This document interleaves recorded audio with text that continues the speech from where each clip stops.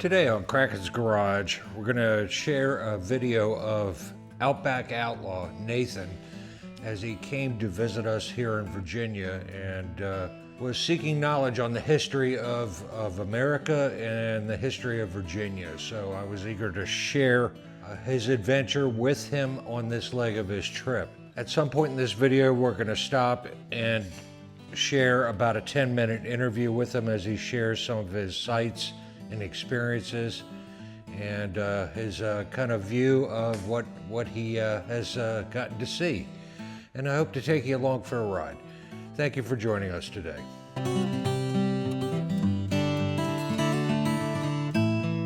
First up, we pick him up at the airport at Dulles. He landed at about 11 p.m., pretty late, and we're 2 hours away, so it was a late night for all of us to pick him up, and got him back home, had a beverage when we got back home, and called it a day for his first day here in Virginia. Good moto morning. Welcome to another episode of Kraken's Garage. Today I have the pleasure and honor of introducing a special guest from northwestern Australia. He hails from the state of Western Australia in Broome. North of Broome? North of Broome, pardon me. Is that considered the Outback? Yes. Okay, so the first day we took a couple of my bikes out of the garage, him riding the 𝕒𝕠𝕚, and introduced him to the Blue Ridge Mountains here in my beautiful state of Virginia. And I'll let him share his thoughts about that when we do the interview. I hope it was worth your time for another stop. Oh, fantastic. That's the stuff I want to know. This road is very technical. Take your time on it. The weather could not have been any better. There was very little humidity. The sun was shining. Temps were in the low 70s. We just had a beautiful, beautiful day. Didn't get back till almost supper time. Then we just decompressed on the deck and relaxed after we had a shower and got ready for dinner. At midpoint through the day, we stopped at my favorite place to grab a bite to eat, 𝕒𝕗𝕒𝕗𝕠𝕟 Cavern Burgers ice cream. And it's hamburgers and french fries and stuff like that, but they're all handmade from scratch and they're just absolutely amazing. He dove into, want to say, a Philly cheesesteak, and he was loving life. I don't know where that giant sandwich went, but it disappeared in a hurry.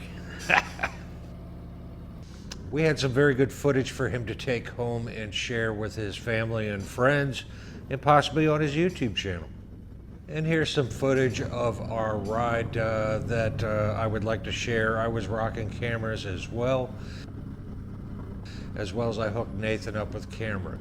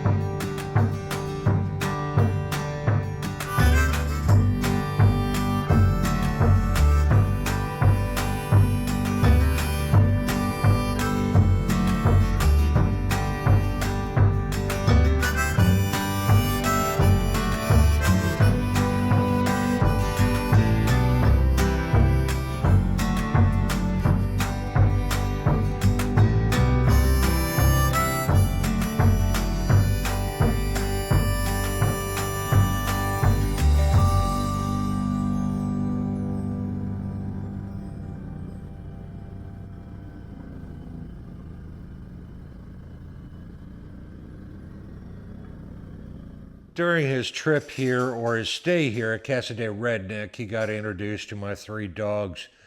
And of all the 3 that took a shine to him, it was Daisy May. She found a new friend in life. Pretty cool. And without further ado, here's Outback Outlaw's interview. Nathan shares his thoughts on the entire trip as we get it ready to wrap it up. Nathan has been with us for a little over a week, and he's wrapping up and heading on the next leg of his journey. On this part of this video, we're going to talk with him, have a chin wag for about, or a yarn as you put it? A yarn. A yarn. Hear about another perspective of motorcycling and his experiences here, of which there have been many. First of all, welcome. Thank you, Eric. How was your trip here to Virginia? Absolutely amazing. It's a beautiful state. It's a beautiful part of America, and I really enjoyed my time here. Good, good. Well, the first day we went to see Jamestown, and you got to see, I should say, and I'm not here to put words in your mouth, that Nathan has a vast interest in the American Indian culture here in the United States, as their plight kind of parallels the plight of what happened to indigenous aboriginals in Australia. Is that a fair statement? It's a fair statement. Okay. There were many settlements, so when I make the statement the first settlement in the United States, that's actually not true. There were 10 to 15 settlements that failed miserably. The only one that took foothold and almost failed was Jamestown, sent by King James. And he set up shop to start commerce, and he wanted to control the eastern seaboard, mostly for the fur trade, if my history is correct on that. But what did you think of Jamestown and the history of Pocahontas? And I think for me, Jamestown was a real eye-opener for me, because not only did I hear a different perspective on the plight of the native Indians, I think from the museum context, they didn't sugarcoat it, but it was a fairly brief overview. it was still told by a white man. It was still told by a white fella, but what was very interesting was the African slaves. The first slaves to come over landed in Jamestown, believe it or not. That's right. Black slaves, and that was by accident. Do you remember how that went Yeah, down? it was. I think they were on a Portuguese ship, and an English ship. Basically, they had a fight. Intercepted it on its way to Jamestown and won that engagement, and took the prisoners, the slaves, and dropped them off. And yeah, that was amazing. I had never heard that story before. yeah, we traveled off. You wanted to visit some motorcycle shops. I did. You Went to the tell about Indian. your experience of that. Yep. So I went to the Indian motorbike shop. I can't remember where that was. Fredericksburg. Fredericksburg. Yep. And then we went to.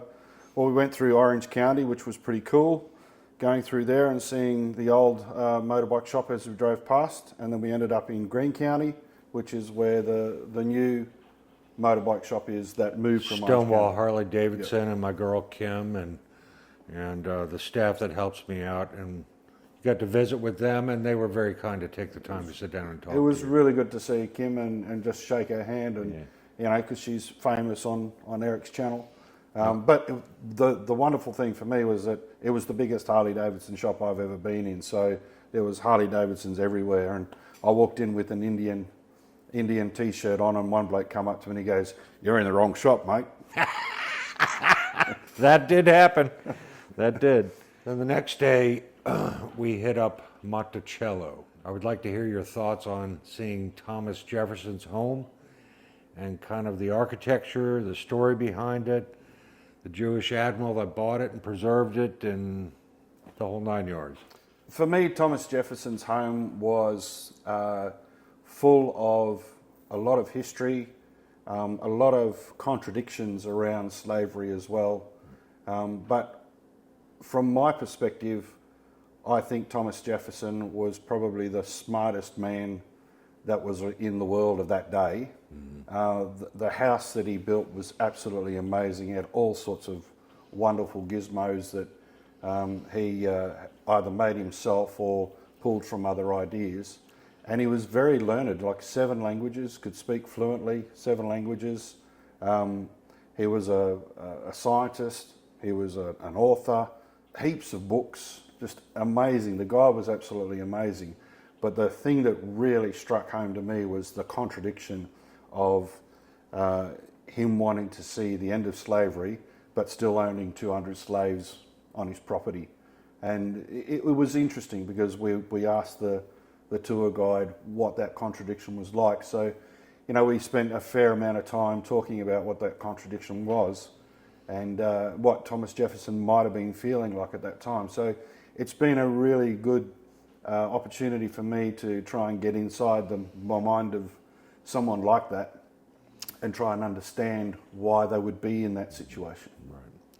Despite his beliefs that all men should be created equal, and he included blacks in that statement, believe it or not, it was a different era in the late 1700s here in the United States, and if he pushed that agenda too hard uphill, bear in mind this is one of our founding fathers that wrote the Declaration of Independence and also was involved with many important documents that form this country.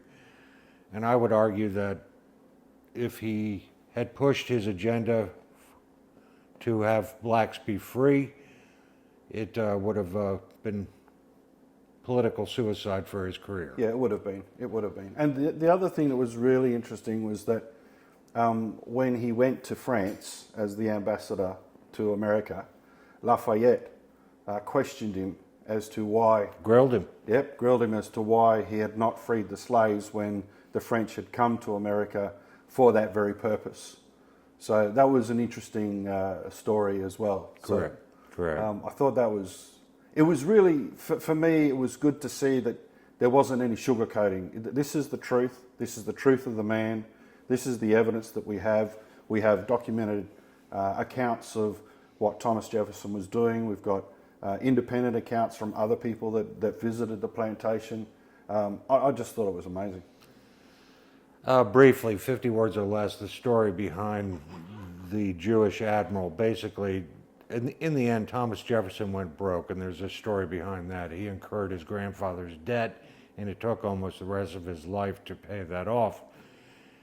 And the man that bought his house was a captain in the Navy for the United States, and it was not well known that he was Jewish. He believed in Thomas Jefferson for his thoughts that all men should be created equal, because Jewish people were shunned as well during that era. They weren't really considered like the white man. And as a result, he preserved that house and all his possessions that we get to see and share today. And you're literally looking at his glasses, his boots, his neck wrap that he wore with his costume and things of that. Amazing, amazing history. Absolutely, absolutely amazing. We could spend all day talking about that. We spent some time fishing off the dock. This is quite the catfish slayer over here. He's reeling in some real good eater fish. No, we threw them back. Some bluegill, and we caught some bass, so we had a good time doing that. And I was more than concerned because this man loves fishing, and the fish we're catching is what they would use for bait back in Australia. So hopefully you had a good time with that. I did. I've really enjoyed just chilling and just switching off from technology, switching off from work and people. I've been in the States now for 4 weeks, close to 4 weeks. So I've really enjoyed my time here with Eric and Lisa as well. It's been a wonderful, wonderful time. I've really appreciated it, Eric. Sure. Tell us what got you into motorcycling. The first motorbike I rode was a postie bike. I think it was a 175 Honda. My father rode it on a little outstation in Papua New Guinea, and I used to ride on the back of that with him. He let me ride it a few times. I then went to boarding school, and there was one exactly the same at boarding school, and I used to ride that like a bat out of hell, basically, until one day I rode into a electric fence, and that was the end of my ability to pick up the motorbike again because I was scared shitless. Gotcha. Fair Sorry, enough. shouldn't have sworn. Oh, stop. From there, the bug had bitten you that this is what you want to do with your life. And did you? When was your next bike after that? I stole my brother's bike, and that was a CB250. Right. and I used to ride that around without a license. Then I bought an 800 Boulevard Suzuki, and I rode that around without a license. There's a theme happening here, folks. I didn't really like that bike. That's why it's Outback Outlaw. I'm just saying. And then I decided that I better get my license, so I went to a Yamaha XVS 650 Classic. Nice bike, but very small. Then got my full license, and the next bike was the Indian Chief that I have now. And tell us about your Indian Chief. How old is it? How many kilometers you have on it? And what version of the Indian Chief did you get? So 2017 Indian Chief. It's an 1811cc. It's the older model. So the newer Chiefs that have come out, they're a lot smaller bike. So it's more like on the frame of or the platform of the Springfield. I've done some extra work on it. It's actually sitting at, I'm not sure what Digby's channel is, but it's sitting at his place now. I did some work on it, got some new headlights and some new tyres, a new air filter and a new seat and a few other things for it. It's only got about 3,000 kilometres on it. Okay. And I do have a Harley-Davidson street trike as well that I rode around for a little bit, but I've got that up for sale because I don't like riding it. Okay. So yeah, and when I haven't been riding my motorbike, I've been riding quads. Very good. You forgot the most part. It's a dark horse. It is, Chief Dark Horse. Dark horse is all blacked out, or what I call murdered out, and it's a handsome bike. And you have plans of buying another bike in the near future? That's the plan. I mean, having debatable. I'm tossing up whether I should go with a Heritage Softail or another. Gasp! A Harley-Davidson. Yeah. I know. Or another Harley-Davidson. Although I am Or another Indian. Or another Indian, which would be the Chieftain Dark Horse. Gotcha. That's my favourite bike, the Chieftain Dark Horse. Okay. And what's the best trip you've ever taken on your bike? I was just going to say the best trip I've ever done is with you. We'll talk about that in a minute. I've saved that for last because that was the piece de resistance. That was great. The best trip that I've done, probably. Well, I only really do straight roads, but the most exciting trip I've ever done is when I was riding through a cyclone, and that was pretty exciting. That's harrowing, not exciting. That was an adrenaline pumping situation. Okay. And then that was riding out to a community that I was living in the Northern Territory. Gotcha. On a single lane highway, water everywhere, flooding everywhere. It was a harrowing, like you said, experience, but it was the most exciting. Okay. And tell us about our trip. He took the Icon Revival, the Electric Glide, and I rode the ZX4RR, and off he went. And in your words, describe your ride and what you saw. Well, within the first 15 minutes of riding, I had done more corners than I have done in my whole life. And that in itself was quite amazing. But I was just processing. I was riding somebody else's pride and joy. I was looking for deers. I was looking for groundhogs. I was looking for bears. I was looking for all these types of critters that I've already seen whilst being in Virginia. So I was processing all of this information. Then we saw Yogi Bear, which I thought was amazing because I've only ever seen Yogi Bear on cartoons. And then you said, turn your camera on. I said, it's already on. And we started hitting these turns and these hairpins and going up and down the mountain of the Blue Ridge Mountains. And that was, dare I say, an exhilarating experience, but also quite terrifying for somebody who's Never done it before. Yeah. Eric's off in the distance somewhere. He said to me, ride your own ride. I was riding, but I was doing it very slowly. There's nothing wrong with that. And we took them up through the normal rides most of you have seen, roads I should say, that you all have seen me ride on. and we stopped for a bite to eat in Front Royal, and then we cut over to Luray, and then cut across 211 is the road he's talking about. So if anybody's in Virginia, be sure to ride 211. It is primo. And that was the postgraduate course on carving corners on a 900-pound bike. Yes, it was. And my takeaway is that I need to do a lot more left-hand turns. Obviously, America rides on the wrong side of the road to the rest of the world. So that I really struggled with that. Contradiction there, though. You said we do it right because when you wave to another rider, you don't have to take your hand off the accelerator. Gotcha. Yeah, you weren't supposed to bring that up, but anyway. So yeah, I mean, it's been a fantastic time. I really enjoyed the ride, and I've been processing that ride.